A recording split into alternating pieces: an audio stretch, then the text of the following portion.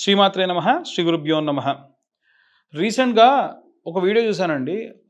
ఓ పిల్లవాడు అంటాడు, "అరేయ్! మీరంతా ఉచ్చ తాగుతారు. దాన్ని సాదుకుంటున్నారు కాబట్టి దాన్ని ఉచ్చ తాగుతారు మీరు. గోమూత్రం తాగుతారారా ఎవడన్నా?" అని కామెంట్ చేశాడు. సో, అవును. మేము గోమూత్రం తాగుతాం. మేము గోమూత్రంతోని ప్రోక్షణ చేసుకుంటాం.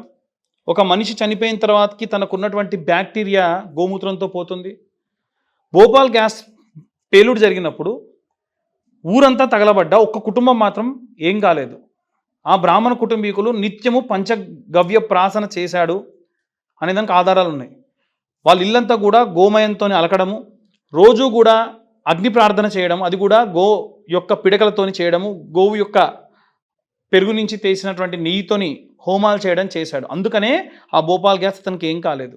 లైవ్లో నేనే ఎగ్జాంపుల్. మా అమ్మమ్మ గారికి క్యాన్సర్ వచ్చి 3 నెలల్లో చనిపోతారంటే నిత్యము కూడా డాక్టర్ గోమూత్రం తాపించమంటే నేను స్వయంగా ఒక గోవు దగ్గరికి వెళ్ళి రోజు గోపంచకాన్ని పట్టుకొని వచ్చి దాంట్లో బెల్లం వేసి మరగబెట్టి దాంట్లో మళ్ళీ పంచతులసి చుక్కలు వేసి ఆమెకు తాపించాం. తనన్న 3 నెలలు దాటి ఇంకా 9 నెలలు బ్రతికింది. సరే, అప్పటికి అడ్వాన్స్డ్ స్టేజ్ క్యాన్సర్లో ఉంది కాబట్టి తను చనిపోయింది. ఇప్పుడు ఏమంటావు?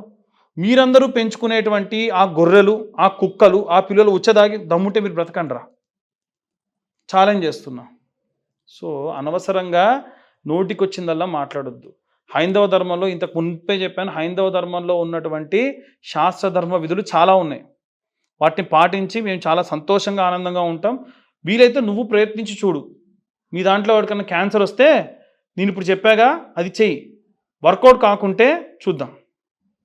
నేను చెప్పడం కాదు, నాసా సైంటిస్టులు సైతం రీసెంట్గా ఒక పెద్ద ఏదో శాటిలైట్ వేరే గ్రహం నుంచి వచ్చినటువంటి ఒక ఆర్టిఫిషియల్ శాటిలైట్ మన శంఖానాదం, మన ఓంకారానికి రెస్పాండ్ అయింది. నువ్వు నమాజ్ చదువు రెస్పాండ్ అవుద్దేమో, నువ్వు ప్రార్థన చేయి రెస్పాండ్ అవుద్దేమో. నాసా యూనివర్స్లో ఓంకారనాదాన్ని వినిపించింది ప్రపంచానికి. మీకు సంబంధించిన ఎందుకు చూపించలా? వాడు సోకాల్డ్ క్రిస్టియనే కదా, వాడు సోకాల్డ్ ముస్లిం ఉంటాడు కదా, ఎందుకు చూపించలా? అంతెందుకు, న్యూక్లియర్ బాంబు కనిపెట్టినటువంటి వాడు ఆ ఆటం బాంబు ఆ న్యూక్లియర్కి సంబంధించి కనిపెట్టినప్పుడు భగవద్గీతలో ఉన్నటువంటి శ్లోకాలు చదువుకుంటూ దాని యొక్క ప్రయోగాన్ని చూసి ఆహా, నా కృష్ణ పరమాత్మ దర్శనం అయ్యాడని చెప్పాడు. Open hammer.